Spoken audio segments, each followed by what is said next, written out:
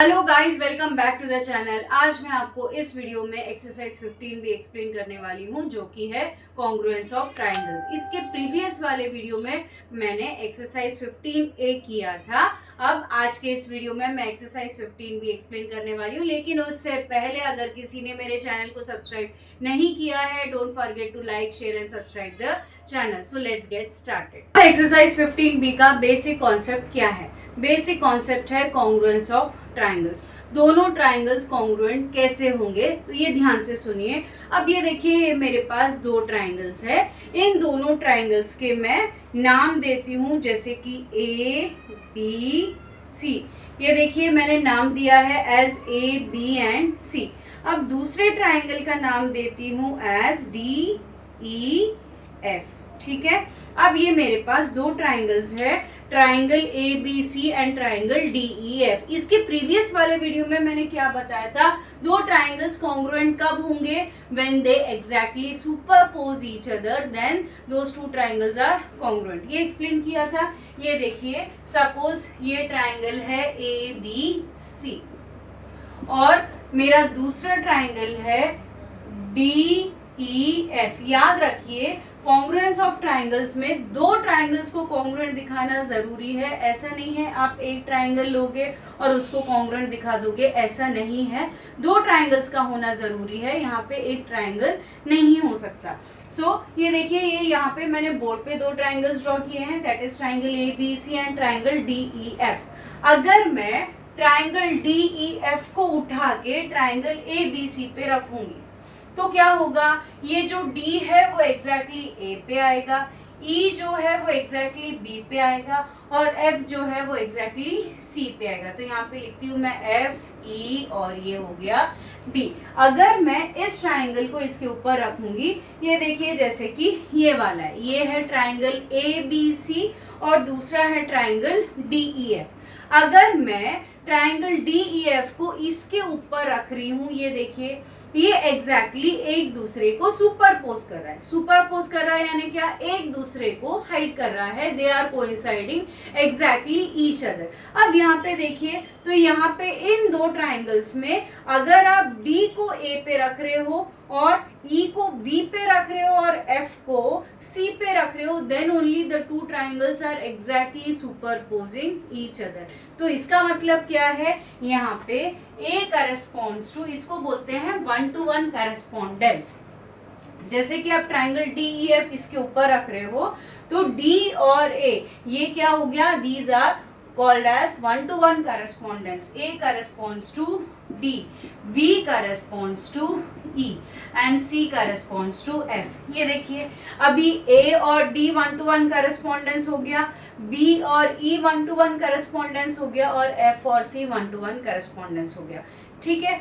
अब अगर मैं इसको F को E के प्लेस में रख रही हूँ, अगर मैं इसको कुछ इस वे में रखूंगी, ठीक है, इस वे में रखूंगी, तो ये देखिए, ये एग्जैक्टली सुपरपोज नहीं हो रहा है। ये देखिए, एक छोटा आ रहा है और एक बड़ा आ रहा है। तो इसका मतलब क्या है? उसका 1-to-1 करेस्पॉन्डेंस एग्जैक्टली मैच होना चाहिए, then only we can say that the two triangles are congruent. अब यहाँ पे देखिए, ABC जो मैंने DEF को रखा है, जो DEF को रखा है, ठीक है, ABC के ऊपर रखा है, तो यहाँ पे देखिए, ये जो ट्रायंगल में कितने सेगमेंट्स होते हैं? 3 segments, AB, BC and AC।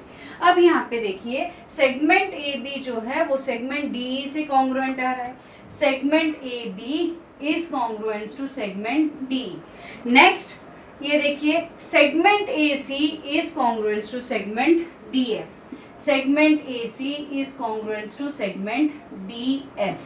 और नेक्स्ट क्या है? Segment BC is congruent to segment EF। ये हो गया। Next, angle A will be equals to angle D, angle B will be equals to angle E and angle C will be equals to angle F। और ये देखिए ये तीनों angles भी क्या होंगे, इक्वल होंगे। तो यानी दो ट्राइंगल्स को कॉन्ग्रुएंट प्रूव करने के लिए 6 एलिमेंट्स का होना जरूरी है। That is angle A is congruent to angle D, angle B is congruent to angle E, and angle C is congruent to angle F. Then only we can say that the two triangles are congruent. तो यानी कोई भी दो triangles को congruent prove करने के लिए एक तो साइड्स इक्वल होने चाहिए, the corresponding sides of one triangle should be congruent to the corresponding sides of the other triangle, and the corresponding angles of one triangle should be congruent to the corresponding angles of other triangles. Then we can say that the two triangles are congruent. ये देखिए AB किससे equal होगा, DE से, BC किससे equal होगा, EF से, और AC किससे इक्वल होगा, DF से। अगर ये एग्जैक्टली मैच हो रहा है तीनों साइड्स, तो तब हम क्या बोलेंगे, एंगल ए और एंगल डी कॉन्ग्रुएंट है, एंगल बी और एंगल ई कॉन्ग्रुएंट है, और एंगल सी और एंगल एफ कॉन्ग्रुएंट होगा। Then we can say that the two triangles are congruent. तो इसमें ये देखो 1 2 3 4 5 6 6 एलिमेंट्स का होना जरूरी है, 3 साइड्स है, 3 एंगल्स। जैसे कि मैंने बोला, फिर से बता रही हूँ, ये देखिए ये ट्राइंगल है ए बी सी, ये ट्राइंगल है डी ई एफ। अब मैं ए बी सी को ट्राइंगल डी ई एफ के ऊपर रख रही हूँ। ये देखिए ये एग्जैक्टली क्या हो रहा है, सुपरपोज हो रहा है। ठीक है, अगर मैं ए और डी का जो 1 to 1 करस्पॉन्डेंस इक्वल हो गया, अगर मैं ये जो वर्टेक्स बी है वो डी पे रख रही हूँ, और वर्टेक्स सी जो है वो ई पे रख रही हूँ, और वर्टेक्स ए जो है वो ई पे रख रही हूँ। अब ये देखिए ये एग्जैक्टली मैच हो रहा है क्या, नहीं, ये पार्ट आ रहा है बाहर। सो ये एग्जैक्टली एक दूसरे को नहीं छुपा रहा है, ये कोइंसाइड नहीं हो रहा है। ये देखिए यहाँ पे 1 to 1 करस्पॉन्डेंस मैच ही नहीं हो रहा है। So therefore these two triangles are not congruent. कोई भी दो ट्राइंगल्स को कॉन्ग्रुएंट करने के लिए उनका 1 to 1 करस्पॉन्डेंस बराबर होना चाहिए, जैसे ए डी बी ई और C F. Then only we can say that the two triangles are congruent. ये देखिए अभी ए बी किससे मैच होगा, डी ई से, ए सी किससे मैच होगा, डी एफ से, और बी सी किससे मैच होगा, ई एफ से। So the corresponding sides of one triangle is congruent to the corresponding sides of other triangles, as well as angle A is congruent to angle D, angle B is congruent to angle E, and angle C is congruent to angle F. तभी ये exactly superpose करेगा, नहीं तो नहीं करेगा। Conditions of congruence, for example यहाँ पे दो फिगर्स दिए हैं, that is triangle A B C और है ट्राइंगल एक्स वाई जेड। आपको ये दिखाना है कि ये दोनों ट्राइंगल्स कॉन्ग्रुएंट है या नहीं है। इसमें आइडेंटिकल मार्क्स गिवन है, जैसे कि ये जो ट्राइंगल में 3 साइड्स होते हैं, यानी 3 लाइन सेगमेंट्स, तीनों लाइन सेगमेंट्स मिला के ट्राइंगल बनता है। तो यहाँ पे देखिए line segment A B, line segment B C और लाइन सेगमेंट ए सी। यहाँ पे भी है line segment X Y, line segment Y Z और लाइन सेगमेंट एक्स जेड। ठीक है, अब यहाँ पे देखिए ये जो सेगमेंट ए बी पे एक ही आइडेंटिकल मार्क है, और सेगमेंट एक्स वाई पे भी एक ही आइडेंटिकल मार्क है। इसका मतलब क्या है, segment A B is congruent to segment X Y. Next segment B C is congruent to segment YZ.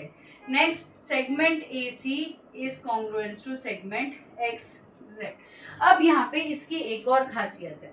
खासियत ये है, अगर मैं XYZ को एग्जैक्टली उठा के इसके ऊपर रखूंगी तो A किससे मैच होना चाहिए, A should be corresponding to X. Next, B should be corresponding to Y, and then C should be corresponding to Z. इसका 1 to 1 correspondence कैसा होना चाहिए, A corresponds to X, B corresponds to Y, C corresponds to Z. अगर ये exactly ऐसा होगा तभी वो दो triangles congruent होंगे, नहीं तो नहीं होंगे। तो यहाँ पे देखिए सेगमेंट ए बी मैंने कैसा लिखा है, segment A B is congruent to segment X Y. यानी यहाँ पे मेरा पहला पॉइंट अगर ए आ रहा है तो इसका मतलब यहाँ का पहला पॉइंट क्या होना चाहिए, एक्स। सेकेंड पॉइंट बी आ रहा है तो सेकेंड पॉइंट क्या होना चाहिए, वाई। यहाँ पे फर्स्ट पॉइंट बी आया है तो यहाँ पे फर्स्ट पॉइंट क्या आना चाहिए, वाई। यहाँ सी आया है तो यहाँ जेड। तो एग्जैक्टली अगर पहले ए आ रहा है तो उसमें इज इक्वल्स टू के बाद में यहाँ पे क्या लगेगा x, तो a करस्पॉन्ड्स टू x। ऐसे आप नहीं लिख सकते कि segment A B is congruence to segment Y X, ये गलत हो जाएगा। क्यों गलत होगा, यानी इसका मतलब क्या है, a is corresponding to y and b is corresponding to x। अगर आप a और y को प्लेस करोगे तो दोनों ट्राइंगल्स ओवरलैप नहीं होंगे, सुपरपोज नहीं होंगे। तो इसका 1 to 1 करस्पॉन्डेंस एग्जैक्टली मैच होना चाहिए और एग्जैक्टली वैसे लिखना चाहिए। देन और फिर उसके बाद में ये 3 एलिमेंट्स हो गए, और बाकी के 3 एलिमेंट्स कौन से हैं, angle A is congruence to angle X, angle B is congruence to angle Y and angle C is congruence to angle Z। तो ये हो गए 6 एलिमेंट्स दोनों ट्राइंगल्स को कॉन्ग्रुएंट प्रूव करने के लिए। लेकिन 6 एलिमेंट्स लेना जरूरी नहीं है। अगर आप कोई भी 3 एलिमेंट्स लेके प्रूव करोगे कि वो दो ट्राइंगल्स कॉन्ग्रुएंट है, देन बाकी के 3 एलिमेंट्स ऑटोमेटिकली प्रूव हो जाएंगे। सो नेक्स्ट कॉन्सेप्ट है 4 कंडीशंस ऑफ कॉन्ग्रुएंस में। जैसे कि मैंने बोला, दो ट्राइंगल्स को प्रूव करने के लिए कोई भी 3 एलिमेंट्स अगर प्रूव हो जाएंगे, then automatically the remaining sides या एंगल्स भी क्या होंगे, कॉन्ग्रुएंट होंगे। सो कोई भी दो ट्राइंगल्स को कॉन्ग्रुएंट प्रूव करने के लिए सबसे पहले कोई भी 3 एलिमेंट्स अगर हम प्रूव कर पाएंगे, then we can say that the 2 triangles are congruent. So for example यहाँ पे 4 कंडीशंस ऑफ कॉन्ग्रुएंस में सबसे पहले है साइड साइड साइड टेस्ट। ठीक है, मैं एक एक टेस्ट एक्सप्लेन कर दूंगी।